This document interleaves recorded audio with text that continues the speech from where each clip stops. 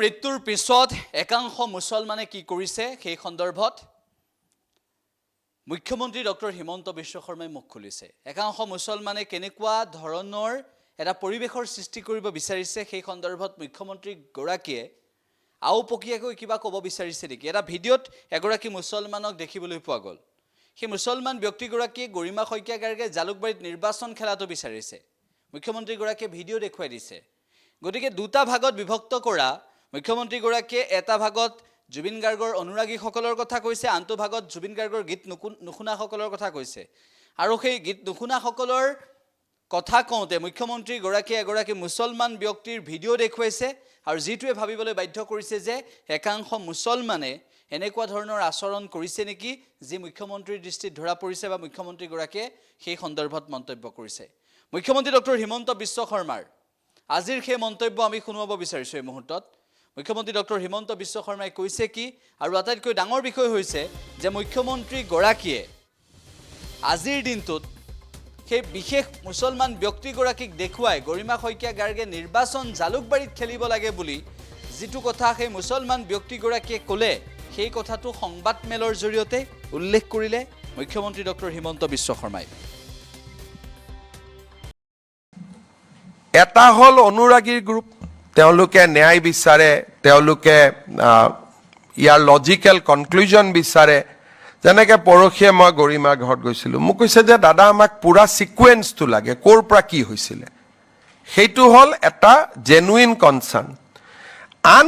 আনফালে এটা পাৰ্টি থিয় হৈছে, এটি জুবিনৰ গান জীৱনত শুনাই নাই। মেক্সিমাম তেওঁলোকে বাংলাদেশৰ পৰা ছিংগাৰ আনে আৰু বাংলাদেশৰ ছিংগাৰে তাতে গান গায়। এতিয়া তেওঁলোকে আজি ৰাতিপুৱা মই এজন আপোনালোকক মই দেখুৱালে ভাল পাব, এগৰাকী এই ধৰণৰ মানুহে ৰাতিপুৱা এটা ফেচবুক দিছে যে এই সুযোগতে গৰিমা গাৰ্গক জালুকবাৰী সমষ্টিত ইলেকশ্যন উঠাই দিব লাগে। মানে আচৰিত। মানে আপোনালোকে এই এখেত আমাৰ মই ৰাতিপুৱাই মানে এতিয়া ছাৰ এখেতক মই আপোনালোকক দি দিম। এখেতে ৰাতিপুৱাৰ পৰা তেওঁ চিঞৰি আছে যে এইটো সুযোগতে গৰিমা গাৰ্গক জালুকবাৰী সমষ্টিত ইলেকশ্যন উঠাই দিব লাগে। এওঁতো কেতিয়াও জুবিনৰ গান শুনা নাই, কাৰণ ইছলাম ধৰ্মৰ নিয়মতে মৌলবীসকলে গান শুনিবই নোৱাৰে। তেওঁলোকে এণ্টাৰটেইনমেণ্টত যাব নোৱাৰে। আপোনালোকে চাই ল'ব যে ইছলামৰ নিয়ম হৈছে তেওঁলোকে গান বাজানা এইবিলাকত, যদি কোনোবা ইয়াত ইছলাম ধৰ্ম কৰা সাংবাদিক আছে ক'ব যে অন্ততঃ মৌলবীসকলে এইটোত যাবই নোৱাৰে।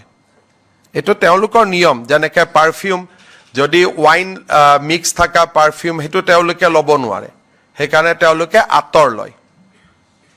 এইটো নিয়ম, এইটো ইছলামৰ ৰুলবিলাক বহুত নিয়ম হয়। মই এইটো ভিডিঅ' আপোনালোকক পিজুছে দি দিব। ৰাতিপুৱা চাই মই হাঁহি আছোঁ।